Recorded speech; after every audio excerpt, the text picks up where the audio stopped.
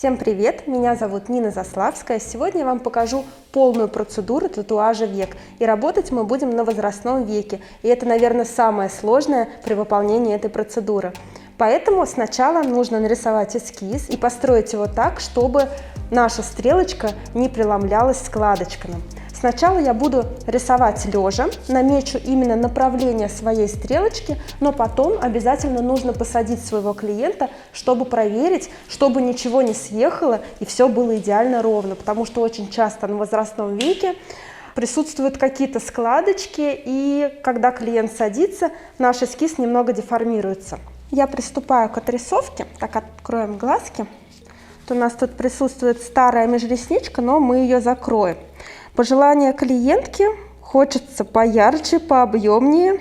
Конечно, мы чересчур перебарщивать не будем, все должно быть гармонично на каждый день, но добавим растушевки и сделаем гораздо выразительнее взгляд. Когда я отрисовываю направление своей будущей стрелочки, я всегда ориентируюсь на направление нижнего века. То есть можно прямо вот так приложить ватную палочку или карандашик. И как раз вот это направление нам подсказывает, куда будет уходить стрелочка сверху. Поэтому, ориентируясь на него, я делаю вот такую засечку. Пока ничего супер красиво не прорисовываю, потому что мне нужно сделать и построить эти линии симметрично. После этого, когда я уже все сравню и проверю, я буду вырисовывать и доводить вид до такого состояния, который будет уже сразу после процедуры. Конечно, по заживлению это все визуально сужается, не бывает таким ярким, как сразу после процедуры, ну, как, собственно, весь перманентный макияж.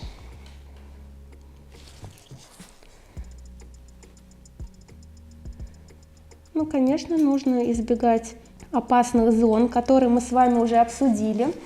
Если вы пропустили этот ролик, можете перейти по ссылочке и посмотреть, где же у нас на веках опасные зоны и что ни в коем случае нельзя делать в зоне век. Так, вот я сейчас наметила, и я посажу клиентку, чтобы проверить. Вот смотрите, мы посадили клиентку, и одна сторона у нас совершенно прекрасно вписалась, а другая немножко опустилась. Видите, тут больше опускается кожа и закрывает кончик стрелочки, то есть кончик немножко преломился. Вот он у нас внутри остался. Но ничего страшного, нам самое главное добиться яркости глаз. Самое важное пожелание, да, ведь это? Очень важно. Сейчас я уложила клиентку и дорисовываю все, довожу до идеала. То есть прокрашиваю стрелочки, прокрашиваю межресничное пространство, где оно будет у меня начинаться, чтобы все было понятно по эскизу. Ну и, конечно, все было симметрично со вторым нашим глазиком. Мы хотим сделать поярче, повыразительнее и будем работать несколькими цветами. Межресничное пространство у нас будет черным цветом, и черный цвет также будет использован по вот этому краешку, то есть по самой стрелочке. Далее также у нас будет присутствовать растушевка, и вот растушевка уже будет сделана из 3 пигментов. Сначала будет плавно переходить в черный, ну, чтобы такой нерезкий переход был из цвета в цвет. Потом этот черный будет плавно перетекать в коричневый, чтобы прям такой красивый переход цвета был. И на подвижном веке мы немножечко вот сюда добавим такой изумрудный цвет красивый. Вот он у меня уже в колпачке есть. Я его немножко намешала. Вот. И не будем, конечно, с ним борщить, но хочется немного оттенить глазки, потому что глаза очень красивого цвета. И будет прекрасно смотреться с таким цветом глаз. И самое главное, ненавязчиво на каждый день. С цветными стрелочками тоже перебарщивать не стоит. Вот эту растушевку я намечаю чисто для клиентки, чтобы показать, где же будет располагаться эта растушевка. И намечаю я ее вот гелевой пастой, как вы заметили, вот такими точечными движениями.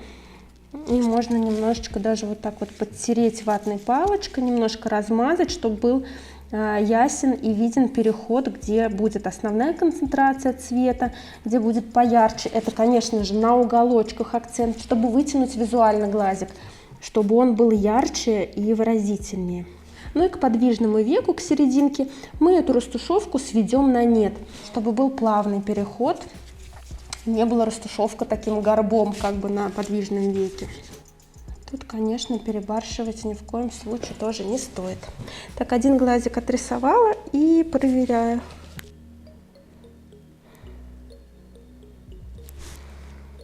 Угу. И второй то же самое. Напомню, что на втором глазике кончик нашей стрелочки немножко заходит под складочку. Когда клиент садится, немножко больше нависает эта сторона, но ничего страшного. Это мы уже обговорили и выяснили.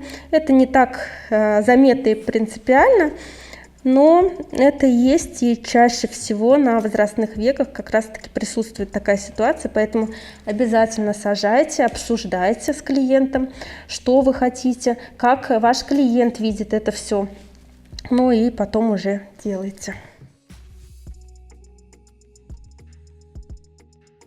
Кстати, когда вы рисуете эскиз, ни в коем случае вы так сильно не натягивайте кожу, потому что когда вы отпустите свой пальчик, кожица опять соберется и получится вот такая гармошка неравномерная. А нам нужно, чтобы в спокойном состоянии не было никакой гармошки и эта линия была идеально ровной. То же самое и когда вы будете фиксировать ваш эскиз уже иголочкой, ни в коем случае сильно натягивать нельзя, потому что то же самое вот так вот, когда вы отпустите, будет такой кудрявый контур. Все, я готова к процедуре. Я заранее подготовила оборудование. И моя любимая машинка на зону века — это Шайен Солтера. Веки я люблю делать длинноходом, потому что быстрее все пробивается и менее травматично получается. Ну и красивая также растушевка пиксельная получается, потому что у нас также веки будут с небольшой растушевкой. На Шайене Солтера вольтаж я ставлю 6,2 вольт, но это самый комфортный вольтаж как раз таки для плотного нанесения межреснички. Даже для пудрового нанесения 6,2 на веках прекрасно подойдет. Но когда вы будете делать растушевку, можно чуть поменьше делать вольтаж, например 5,8-6,2, вот в этом диапазоне. Также я зарядила машинку, работаю я на картриджах Defender. Заточка должна быть обязательно острая, чтобы у вас стрелочки получались красивые, тоненькие, воздушные, деликатные. Поэтому заточка у меня RL LT 0,33 диаметр. Диаметр достаточно большой, и таким образом, чем больше диаметр, тем быстрее у вас пигмент укладывается в кожу и быстрее, соответственно, проходит процедура. Также я подготовила 3 пигмента, как я вам уже говорила. Черный и коричневый — это у меня Hanafi Pigments. Черный номер 7, а коричневый бровный номер 4 я беру на глазки, очень хорошо заживает. А вот этот зеленый — это вообще World Famous татуировочные пигменты. Я их немножко разбавила диluентом и намешала вот этот цвет из зеленого и синего. Смешала 50 на 50 эти оттенки. Вот такой красивый получился цвет.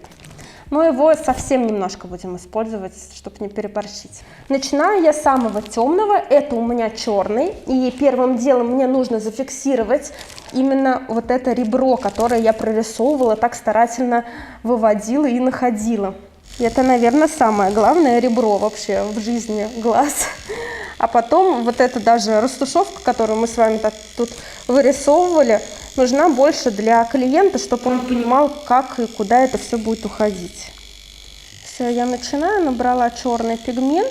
И натягивать сильно не нужно, просто я придерживаю глазик, чтобы он никуда не делся и был зафиксирован. Втыкаюсь я где-то в серединку вот этого всего нарисованного, примахиваюсь. И уже внутри мелкими-мелкими такими шажочками на одном месте топчусь, чтобы побольше осталось пигмента. Я вот так вот прорисовываю. Почему в кончик я не могу воткнуться вот сюда? Потому что у меня может получиться клякса. А чтобы вид был воздушный, красивый, кончик у меня должен прям вот сходить на нет, растворяться. Поэтому я в серединку вхожу и сначала наверх увожу, потом вниз.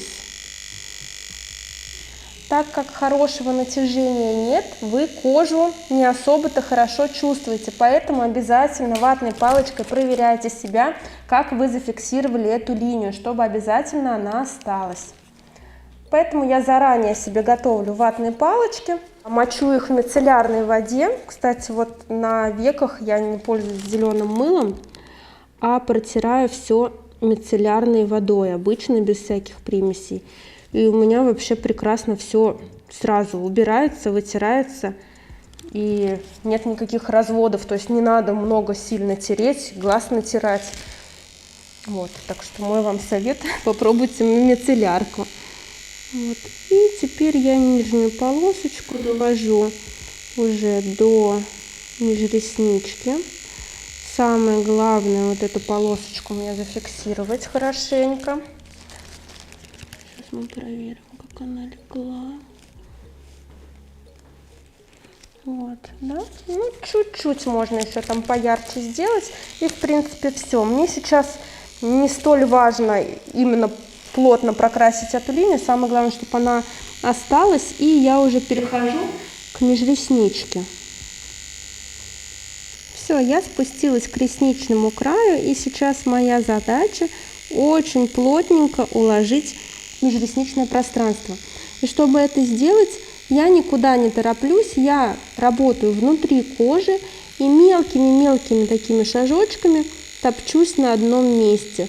Чуть прошла, продвинулась вперед, назад возвратилась, чтобы как можно быстрее прокрасить эту зону. Вообще в идеале межресничка прокрашивается за 2 прохода. Вы можете прям себе как будто такой квест устроить, дать максимум 2 попытки, за которую вы должны прям максимально выложиться и уложить много пигмента, насколько вы способны. Поэтому попробуйте поиграть в такую игру. Я всегда себя заставляю вот так вот быстрее прокрасить. Можно даже проверять, то есть чуть прокрасили, там буквально 5 миллиметров, вытерли ватной палочкой, проверили, насколько хорошо вы уложили.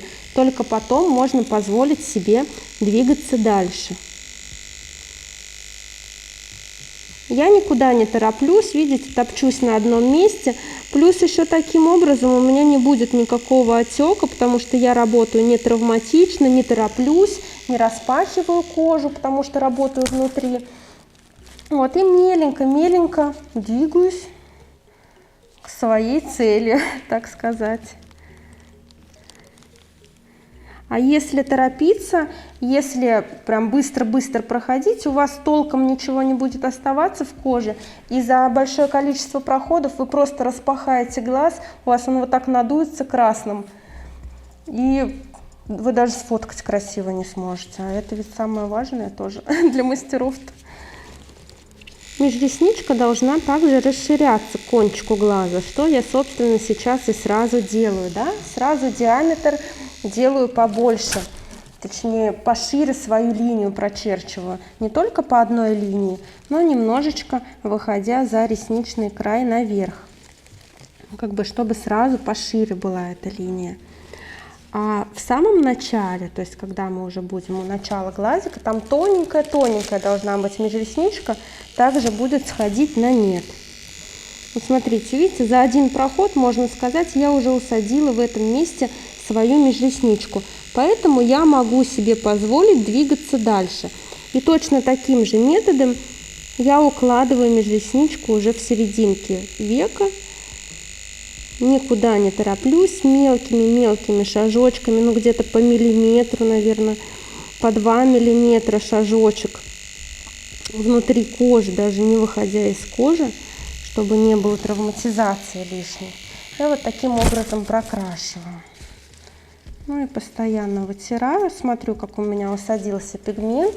Желательно ватными палочками вот так между ресничек прям хорошенько вытирать, потому что между ресничек очень часто забивается пигмент. И это как обманка, знаете, кажется, что все прокрашено, а на самом-то деле это просто пигмент между ресничек черный забился.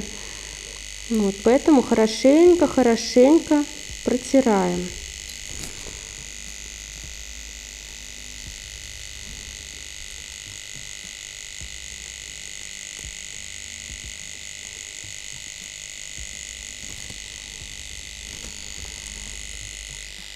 когда я делаю межресничку, я уже глазик натягиваю, потому что здесь у меня не может ничего деформироваться.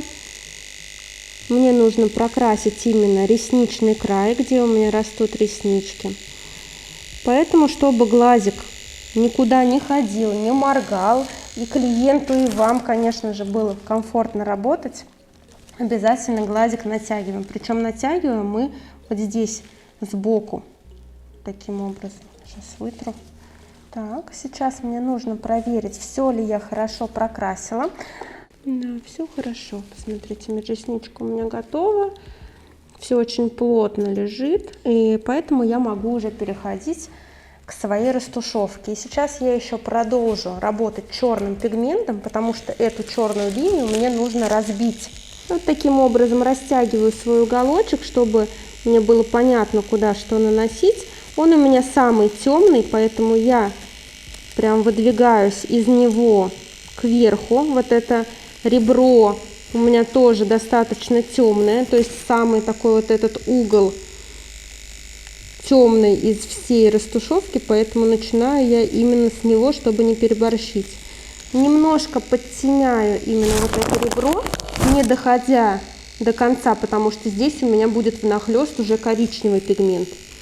Мелкими штришочками я вот так вот прорабатываю это ребро, причем штришочки на самой линии поплотнее, а ближе уже в ту сторону побольше, чтобы был плавный переход. Чтобы там, где ребро и там, где межресничка, потемнее было, а туда я смогла уже дальше растушевать в другой цвет. И также с самой межреснички снизу вверх я тоже растушевываю пигмент. Прорабатываю также черным. Все, я достаточно проработала на этом глазике. И вот только сейчас я нанесла вторичную анестезию, и сверху я вот такой холодненький патч из холодильника нанесла. Очень часто так делаю, чтобы снизить отек, ну и клиенту было поприятнее, потому что вторичная анестезия, как мы знаем, прям сильно печет, тем более в зоне глаз, не очень это приятно. Но вот эти приятные патчики очень спасают. Пока я буду делать второй глазик, то же самое, зафиксируем мы линию и прокрасим межресничку.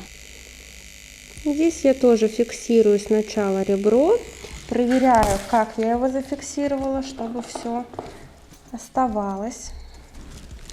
Проверяю ватной палочкой. Ну, можно чуть-чуть еще обвести, но так меня все устраивает. Линию я вижу.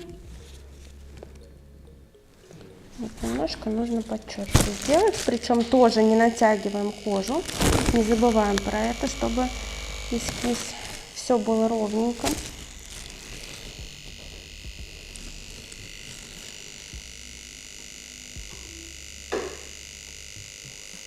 Этот глазик у нас чуть чувствительнее, поэтому мы его пока оставим в покое.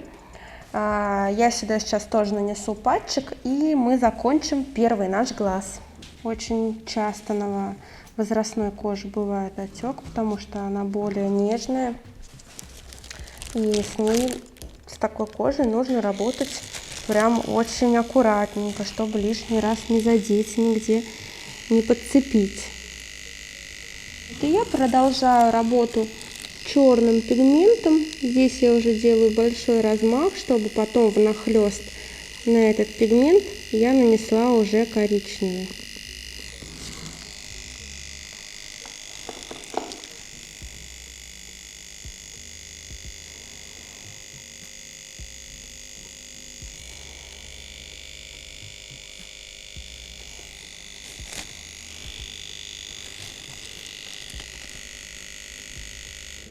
Вот смотрите, черным свою работу я уже закончила. Затемнила там, где мне нужно, как раз таки акцент на вот этот уголочек.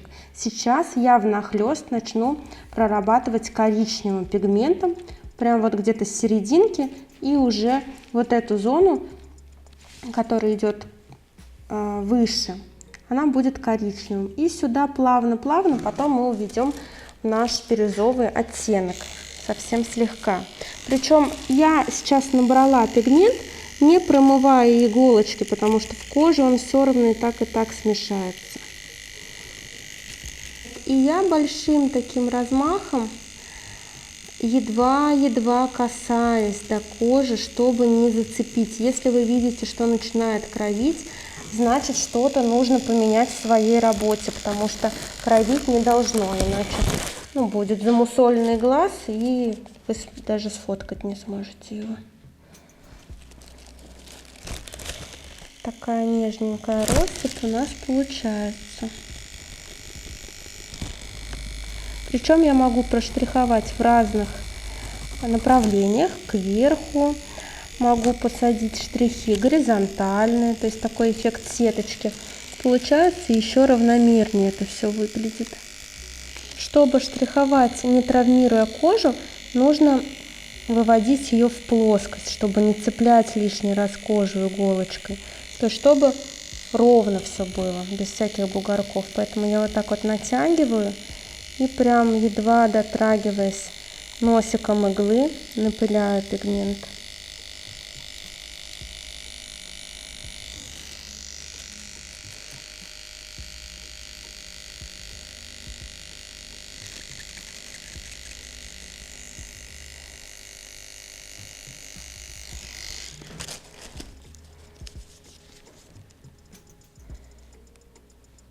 Посмотрите, я проработала черным и коричневым пигментом, и как нежно, красиво получилось.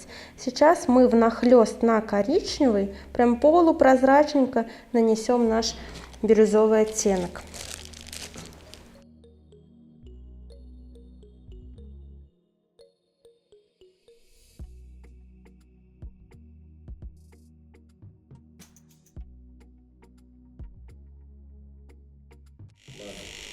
Сейчас я то же самое делаю, как на первом глазике. Сначала растушевываю черным пигментом свой уголок и ребро. Ну и потом все по старой схеме. Беру коричневый пигмент и в конце самым акцент. Напомню, что черным пигментом я прорабатываю эти места такими мелкими штришочками. И когда я растушевываю, я уже могу натягивать кожу, потому что весь эскиз у меня есть, он никуда не поплывет. Самое главное, мне красиво, равномерно нанести этот пигмент, ну и чтобы не было травматизации также.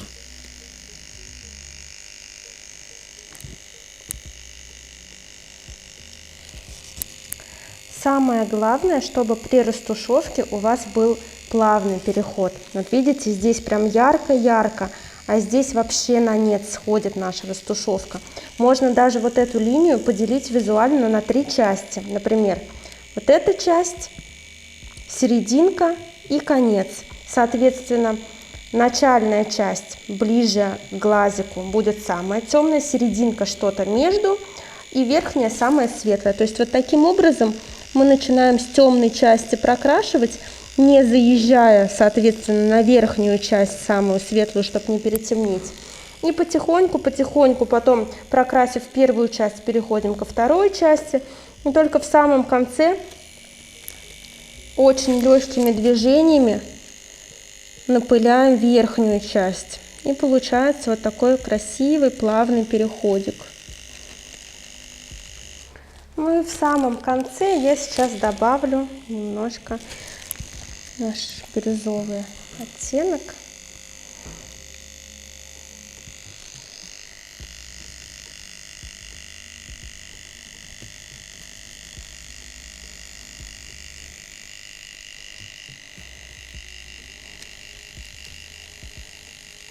Он как таковой сильно ярко не должен выделяться, иначе он у вас так и заживет.